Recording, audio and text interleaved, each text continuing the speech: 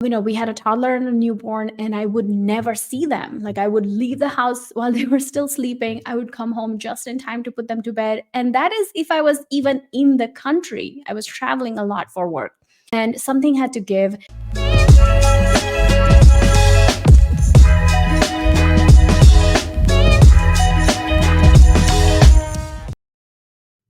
Hey everyone, today we're talking about our $1 million BRRRR project, and very excited about it because a lot of you have been asking questions on this project.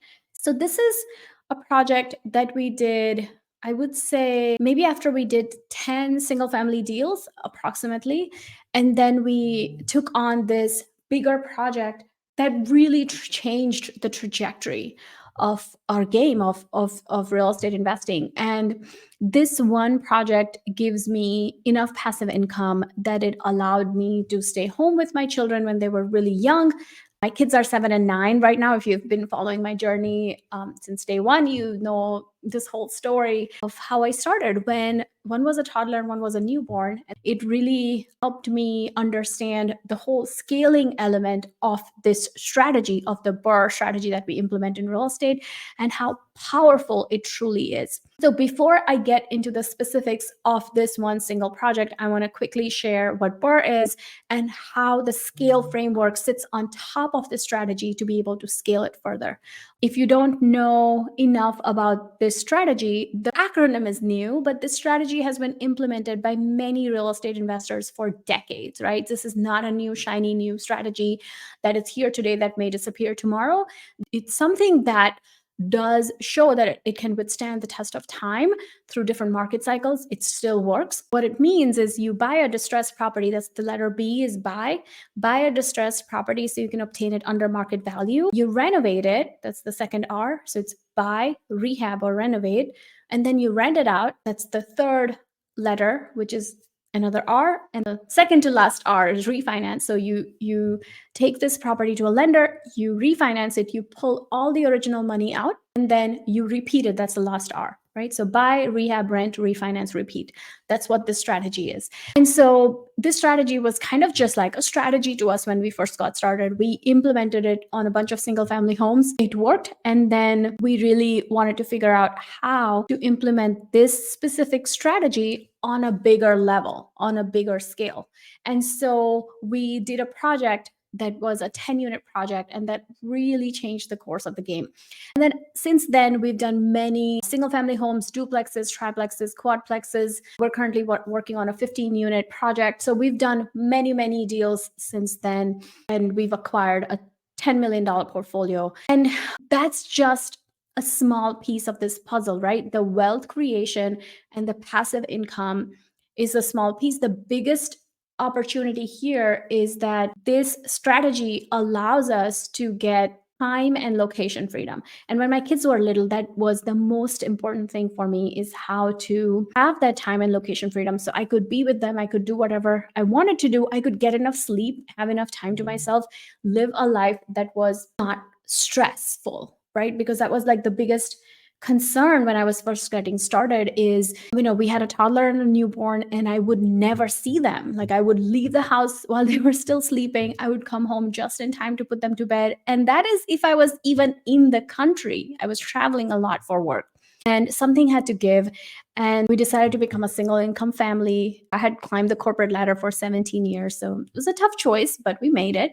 And eventually really started scaling this portfolio. So some of the issues we ran into as we implemented the BRRRR strategy. So if you are a real estate investor, maybe you have one or two properties, or if you're even thinking about real estate investing, the traditional way of doing it is, hey, you get money for down payment from your savings, or however you accumulate that money, you put it as a down payment, you go out, get a conventional loan, buy the rental, and then there is cash flow.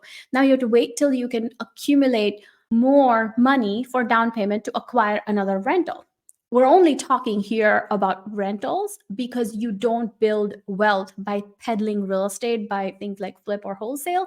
Those are great ways to make income, but that's not for wealth building. You build wealth by owning assets long term. That's how all the rich people in the history, like if you look at majority of the rich people, they have gotten rich by investing in real estate, or real estate investing is at least a component in their toolkit. So buy and hold investing has traditionally just been, hey, get money for down payment, invest that money, and then you have that property, and then now you save up money for the next one. When we became a single income family, we didn't have the ability to have that additional cash coming in from two incomes.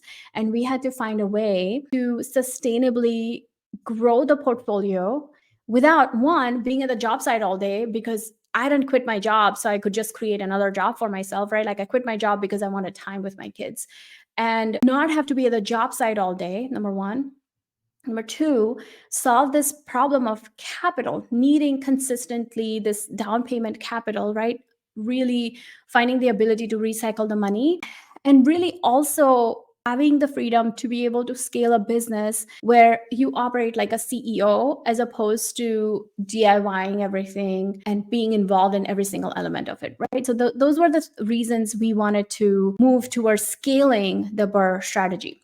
So some of the constraints we see a lot of real estate investors run into, number one is limited capital. We talked about that. So it requires a substantial amount of capital to put in as a down payment every time. It's hard to come up with this kind of capital all the time. Second one is limited time.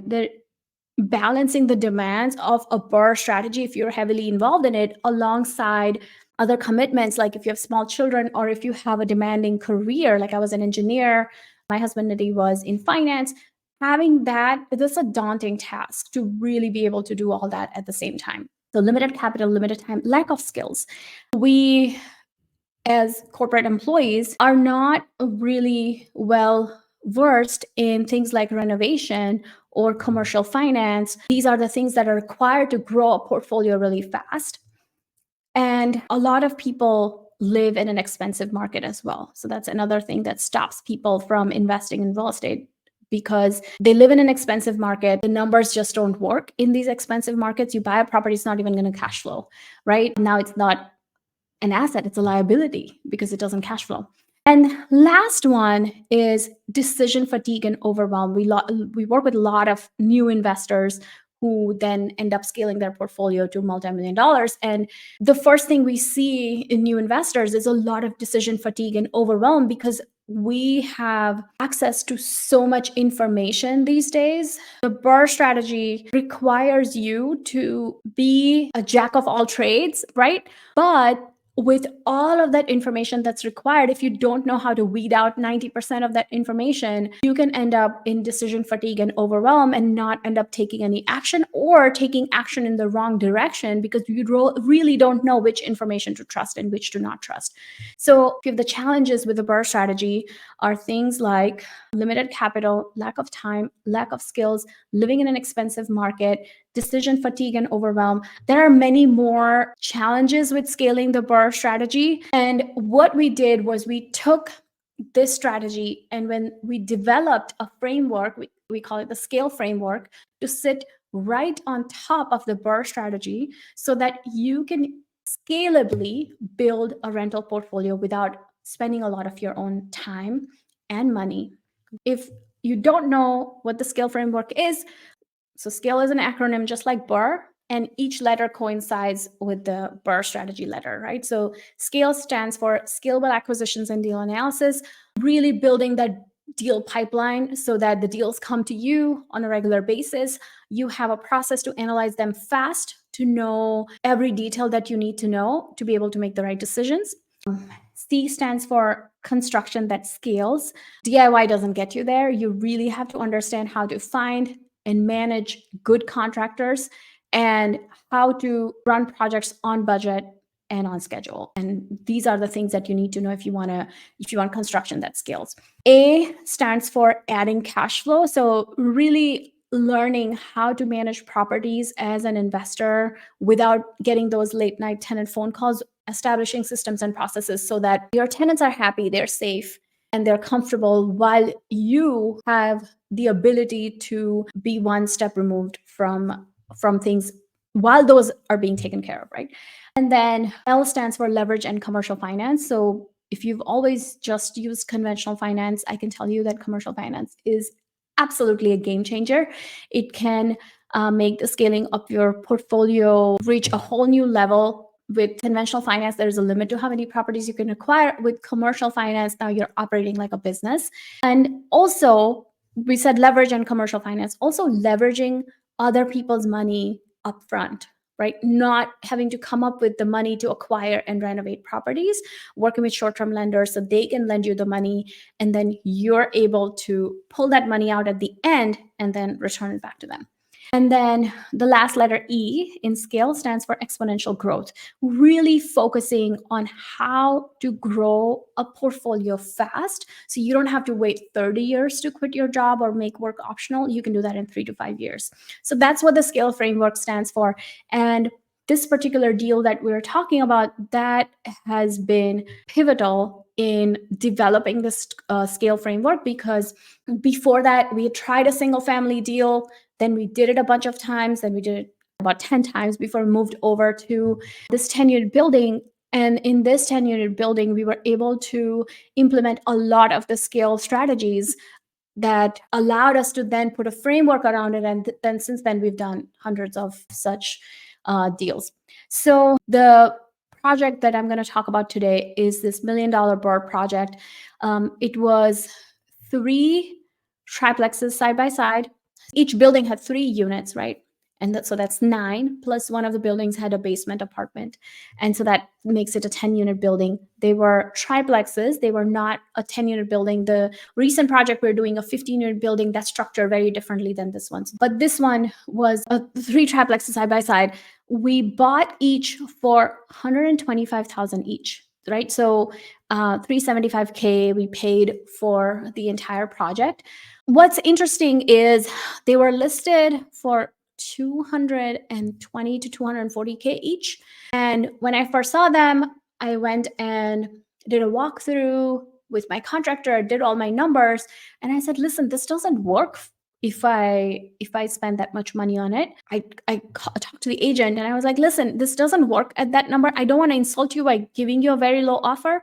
So let's do this. Why don't you move forward? And if this sells for this price, amazing. If it doesn't, I would love to acquire and do this deal. It's just that my offer is going to be super low. So I was very respectful about it. I really had to understand my side. And so what happened is, over time, it sat on the market and they kept getting offers, but it was always for only one of the 3 triplexes. And it was people with FHA loans, conventional loans, they wouldn't go through at the end, or people, after they did walkthrough, after they did an inspection, they would back out because it needed so much work. And so this is the advantage of being an investor that's willing to acquire properties that are distressed, because you can get them lower than market value because you're willing to put in the work that not a lot of people are going to be willing to put into it.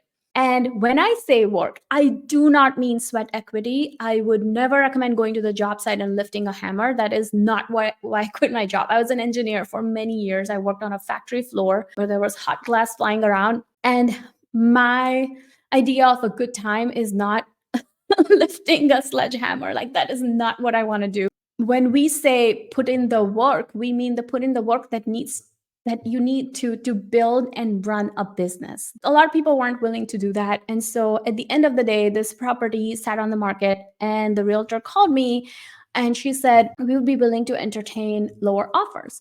So bought each triplex instead of $220 to $240K per triplex that it was listed for, bought them for $125K each. And it may seem like, oh, you got an amazing deal. We did get an amazing deal, but there was a reason for it, right? There's always a reason to get a good deal. It needed a lot of work. So what we did was we took this to a short-term lender. They gave us majority of the funds to acquire the property and all of the funds to renovate the property. So I think it was like 90% acquisition we were able to borrow, and then 100% of the construction money we were able to borrow. We borrowed the money and we started renovating it. And then when we were done with the renovations and the property went to an appraisal, it appraised for over $1 million, right? So we bought it for $375K.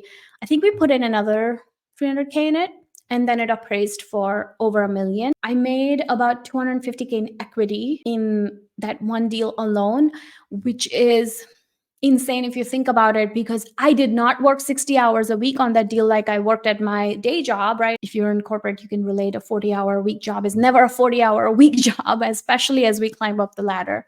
And so I spent maybe an hour a day on this project, managing everything, making sure that everything was running smoothly and we were organized about it. And then once this project was complete, we were cash flowing 3,500 a month. That's really good cash flow. But it's even better than what it seems like, because in real estate, you don't pay the same kind of taxes on your cash flow that you pay on your day job, because depreciation, and this is, for your accountant to help you figure out, depreciation offsets your cash flow. Think of it as, if you want to compare 3,500 a month, compare it to your take home pay. That's what I would compare it to. So 3,500 a month in cash flow, 250K in equity. And I was not making 250K 6-7 years ago. And I wasn't doing it by just working 1 hour a day either.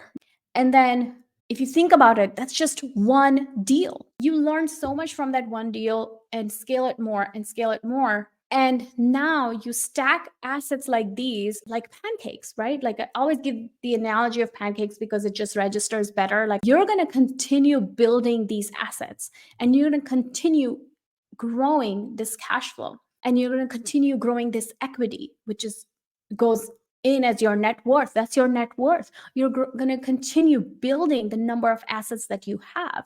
And so when you learn a skill, when you learn a strategy, you learn how to implement it, you learn how to scale it, right? Accelerate it and build it like a business so you can remove yourself from it. Now you've created yet another asset. Your business, your skill set is yet another asset that you have to learn once. It takes a few years to learn it, but now you're done. Whereas when it comes to our jobs, it's not like that. You learn a skill, you go to college. I went to college for 6 years. I have a bachelor's degree, I have a master's degree. I went to college for 6 years. At the end of the day, you don't get passive income after that, after learning all those skills. You get the ability to get a job where you work 40, 60 hours a week to earn an income. In this case, you take 3 to 5 years, you are financially free at that point, and you're earning passive income. If you think about the comparison between the two, it's pretty crazy that we, as people who follow the traditional path of going to college and getting a degree and getting a job and being responsible with money, we have no idea what the other side is like. And having lived both the lives, I'm going to tell you, we have never looked back. And both my husband and I are now financially free, and we both run real estate investing full time. And when I say full time, it takes about 30 minutes to an hour a day to run this business. When we say passive income, nothing is like 100% passive, but 30 minutes to an hour a day is nothing compared to all the hours that you might be putting in burning that midnight oil, right? So yeah, it's always want to give you guys a realistic perspective of how this business works and what it looks like. So I always like to tell people that you're going to end up working like 30 minutes a day. And so, it's come to a point where on some days, 30 minutes to an hour a day is enough to continue scaling this portfolio and continue building this generational wealth for our kids.